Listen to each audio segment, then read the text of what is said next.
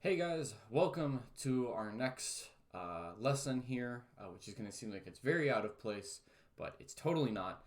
Welcome to the radical Russian revolutions, and what I'm sure will be a bad Russian accent on my part, but that's okay. In Russia, we do listen, da. I'm just kidding. I'm bad at Russian accents. We here are going to check out something that's again seems like it's not related to World War One, but is really important. So down below, we have our warm up. Make sure you do that, and then you can carry on with me. And let's talk about what we're trying to aim for here. So with us in the World War One and World War Two unit, something that we have to address is the fact that Russia drops out halfway through World War One and is going to come back in a form that probably many of you have probably heard something about, whether it's you played some bad Call of Duty game or you might know the stereotypes. Of Russia, like in Russia, animals hunt you, or, things about Putin. You might have heard things like that. We need to kind of clear the air of that and go back to the very beginnings of Russia in those particular revolutions and hopefully help you understand things. With the Russian revolutions, there's two of them. Please understand that this is not going to be a comprehensive understanding of everything that happens in them. There's so much detail here that you could dive into that we simply don't have time for. My goal is to get you at least conversationally fluent with what the causes of the Russian revolutions are and some of the larger consequences of them. And also then kind of with that being part two, you're going to see of how the government of Russia changes from a monarchy to a democracy to communism. So let's get into it. First of all, because you're watching this video online, and if you are watching this video online, you're probably in the case you're having to do this lesson on your own. If that's the case, which it probably is, I'm going to take you through both Russian revolutions that happened in 1917. So you're going to go ahead, click right down here where it says the February Revolution. And with that, we are going to go ahead and get started. Okay? So our questions here: is equality between people totally possible? Complete equality between people totally possible? And then right here, do you think people would want complete equality? Okay, lots of good questions about human nature here to discuss. So once you got those copied down, let's do a little bit of background and some context here. Okay, so knowing that we know from studying World War One so far that Russia's going to drop out of World War One halfway through, roughly speaking, and there's some reasons why. So let's kind of trace if you will, trace the story of what's going to cause this to occur, and what's going to, what are going to be some of these bigger consequences of this goings on-ish, if you will. So a little bit of background. Russia at this time, 1914, start of World War One, it is still a monarchy, which is not really true of the rest of Europe. Britain has, by this point, really become a constitutional monarchy. France is that way too. Germany is pretty much transitioning onto some form of democracy, kind of.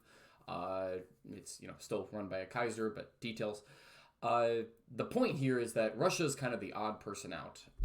They're under a dictatorship led by this guy down here. That is Tsar Nicholas II. Okay, the Tsar, which is a Russian word for Caesar, the whole country is run by him. Okay, it's a dictatorship, and he and his royal family run the show. The picture, though, that I would like you to understand of Russia is that Russia at this time is deeply divided between two large groups of people. And this is mostly a product of the Industrial Revolution and some things that go along with that. The first group of people are the Russian nobles and elites who are very, very rich and are doing just fine. And they're called the bourgeoisie.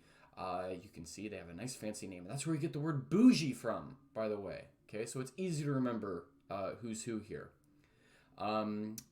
Then we have the 99% of the rest of people in Russia, who are the poor, pretty much nearly quasi-slavery serfs who work the land and who are peasants.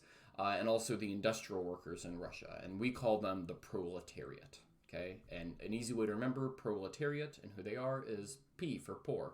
Okay, what is going to cause the February Revolution is going to be a couple of things. The first is going to be the Industrial Revolution, which is going to drastically expand the social class differences within Russia, that bourgeoisie and proletariat we just talked about, and then also World War One. Overall, World War One do not go great for Russia for a bunch of reasons. Number one, Russia simply isn't as industrialized as a lot of the other Western powers are, like France and Germany and Britain. And then second, the Russian armies are just bad. They're under poor leadership, and they suffer poorly from morale. They seem to be constantly low on weapons and supplies, and they're just bad at the whole World War One thing. Okay. Some other causes of the February Revolution. How people think about the Tsar is not very highly at this time. Tsar Nicholas II, he just kind of doesn't seem to care about the needs of ordinary Russian, the proletariat class. And so when, for example, like he takes personal command of the army in 1915, and then the army still loses, it not only makes him look, out of touch that he already is, it also makes him look incompetent. The last person who I will give you some details about, who kind of also incidentally helps cause the February Revolution, is this guy right here. Okay, he's not a communist or anything like that. This is Rasputin, our kind of guy down here, Mr. Creepy Face. Rasputin is a really interesting guy. He worked, if I can call it that, for the Tsar's family. Okay, and what Rasputin was, he's kind of like a folk healer, is probably the best thing that I can give you an example of. Somewhere between like witch doctor and folk healer. And Rasputin, why he kind of has an in with the royal family, is because the Tsarina, the Tsar's wife, one of her children had hemophilia. And so we know from studying monarchs that there's a lot of inbreeding, and kind of a bad part about inbreeding is genetic diseases happen. Hemophilia is a disease where your blood doesn't properly clot, and so like little cuts can be very fatal. The Tsarina believed that Rasputin was able to help assist or assuage her son's hemophilia. And so he, kind of this holy man peasant routine, he has a huge amount of influence on the royal family. And Russian nobles, who, again, many of them work for the Tsar or, the Tsarina, they're scared of how much power this guy has. And so actually what happens is they straight up just murder him. And they poison him, that doesn't work, so they shoot him, and then they dump his body. I believe it was in the Volga, but I might be wrong about that. And finally, when they recover the body, they found that he died of drowning. So he didn't even die of the gunshot wound. So a very interesting, weird individual. It was said that his eyes were very, very captivating and hard to look away from. But put those four things together, and voila.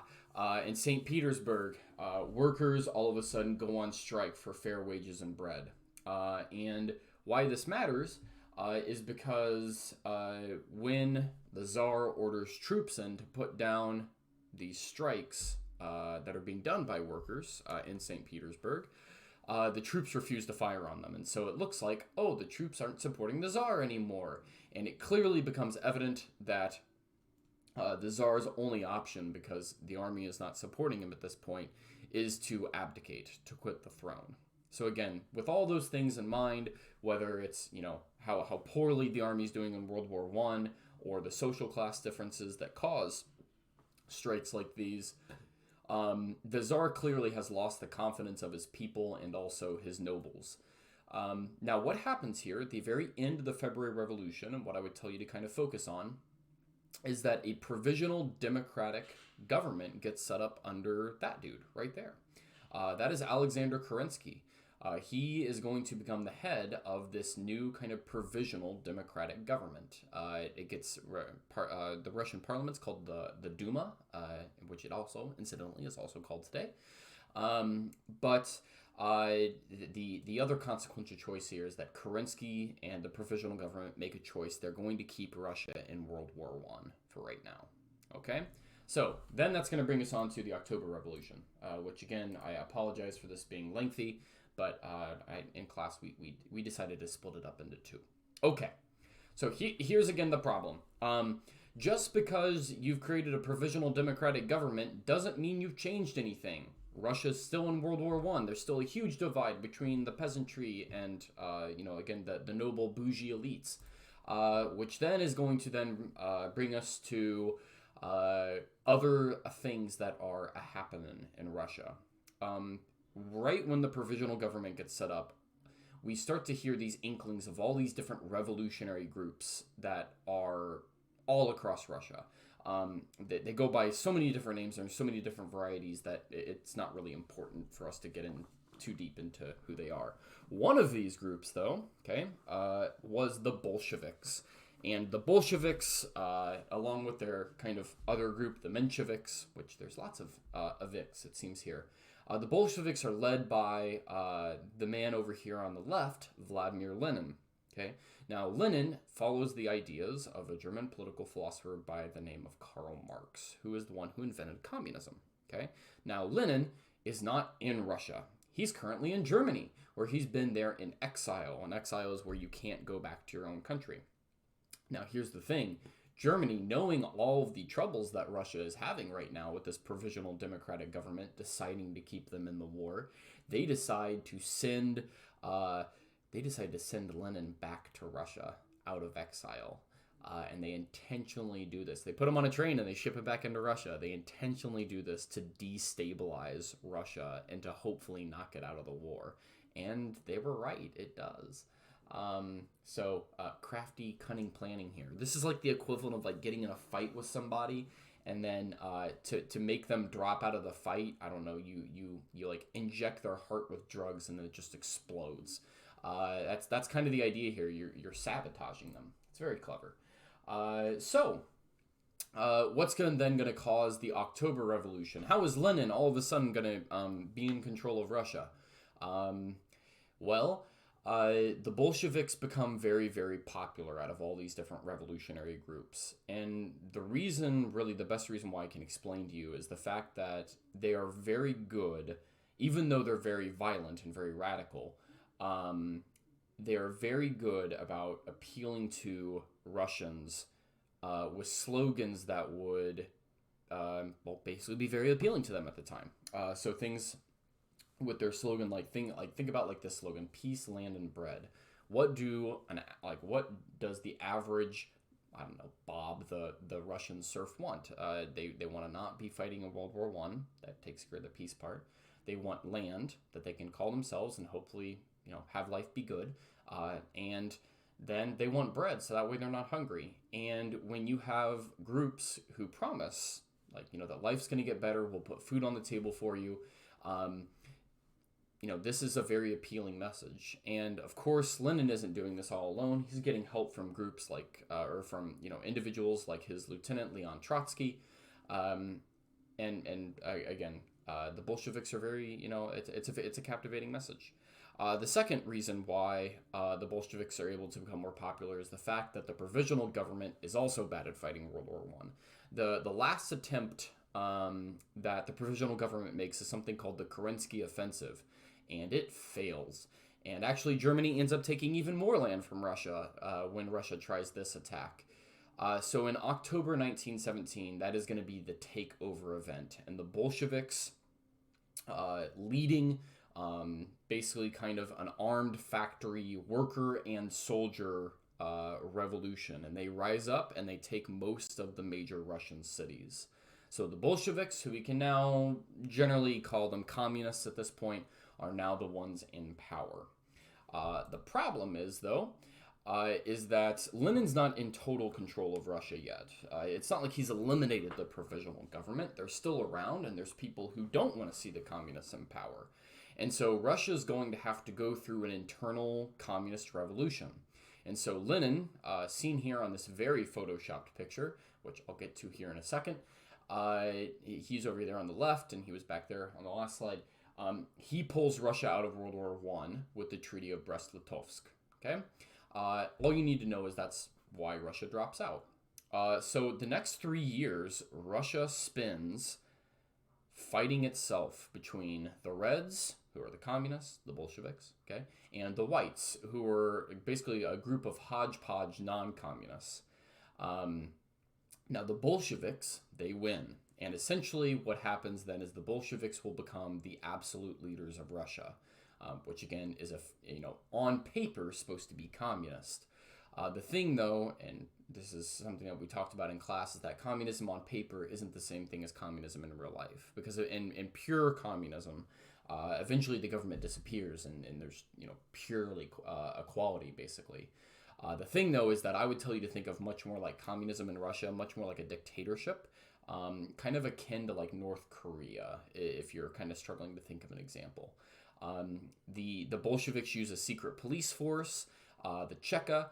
They just show up and they take you in the night if you do bad things, or what they think to be bad. The army, to make sure that they play ball for the Bolsheviks. The Bolsheviks and the communists, they install what are called commissars, and these are political officers who make sure that any decisions that are made by Russian military soldiers or captains or things like that are done in the ideals of the Soviet Union, as it's soon to be called, okay, or Russia. Lenin here, pictured right here, is eventually going to actually die pretty early. Now, Lenin wasn't really a super radical communist in terms of like his intensity. I mean, he was definitely an intense guy, right? Being the whole communist thing. But the leader who seizes power out of all of this is going to be Joseph Stalin. And that is the man there on the right. Now, this picture was photoshopped by Joseph Stalin that you see here. And Stalin had this done intentionally to make it look like that he and Lenin, that Lenin was kind of passing the torch on to him. That's not what happened. Stalin goes and hunts down Trotsky, who was probably going to be the next in line for Lenin, being Lenin's right-hand man. Stalin tracks him all the way down to Mexico City and puts an ice pick in his skull. He doesn't do it personally. He has somebody do it for him. And that's kind of the end of the Bolshevik Revolution, the October Revolution. And now all of a sudden, voila, Russia's out of the war and Russia's communist. Okay? We can skip ahead here to the jigsaw because you've done that on your own. Right here we have a game that you can play with somebody else, and it's pretty straightforward. You click whatever block you're a part of, and then you can have somebody else who you might do this with do the exact same block. It will auto assign you into a Guess Who game, and so this is something that we did in class. Excuse me. To help us practice learning who who all these different figures are. I know that when I studied Russian history, just from a superficial level, a lot of the names can be very, very confuzzling and hard to keep track of, and so this game really helps with that. However, when you play the game, just a bit of advice here, if you're playing this with somebody else and using it to study, please make the questions that you ask of somebody, so like, don't say, does your person have a mustache? Well, that's not helpful, right? That doesn't test the other person as to what they know. Ask a question like, was your person a communist? Did they participate in the October Revolution? So make your questions content related, because then that forces you and the person that you're playing the game with to actually know what's up, right? Once you do that then, okay, and as I go on here, you get to choose, actually, in a very uncommunistic fashion, might I add. You get to choose what your homework is going to be. And it's based on what you need. So, having gone through this lesson, if you're still confuzzled after having taken notes and done all that jazz, if you're still confuzzled, like, Mr. Ridgway, I couldn't tell you what a Bolshevik is, or, what's a proletariat? What was the bourgeoisie thingy again? Then I would recommend that you choose option A. And we've done this in class before. You're going to go ahead and make a vocab matrix based on this lesson about the Russian revolutions. Okay, again, you can pick any template you want to. You simply take a screenshot of the one that you make, and then you turn it into me on Schoology. If, though, you feel like you're good on the basics, you know the who and the what's, right? Then you can choose option B, okay, option number 2 here, and you can create an order up game, because something you do need to be at least generally aware of is the kind of the flow of how we get Russia from a czar-run kind of dictatorship to a democracy to a communist kind of dictatorship, right? And so you can create an order up game here. And again, you just go and make a copy. It's really simple, okay, to make one of these. Think of it like a ticket in a kitchen, like a ticket taker in a kitchen. So whenever people put in their orders, they always use one of these things for cooks. So what you do is you double click, and then you can add 10 of your own events here. Okay, and I would go ahead and do them in order using the lesson. And then you can save your image. So just right over here, file, download, save it as a JPEG, right? And you can add in a new slide and then drop that picture in there. So that way you have a key saved. And then you mix all these tickets on the first slide back up. And you can play this as a game to review, can I actually put, the events of this thing in order? Do either one of these things, turn them in below today's lesson, and that's all today for our Russian Revolution. So look at that. We did the whole thing in about 21 minutes. Not bad at all.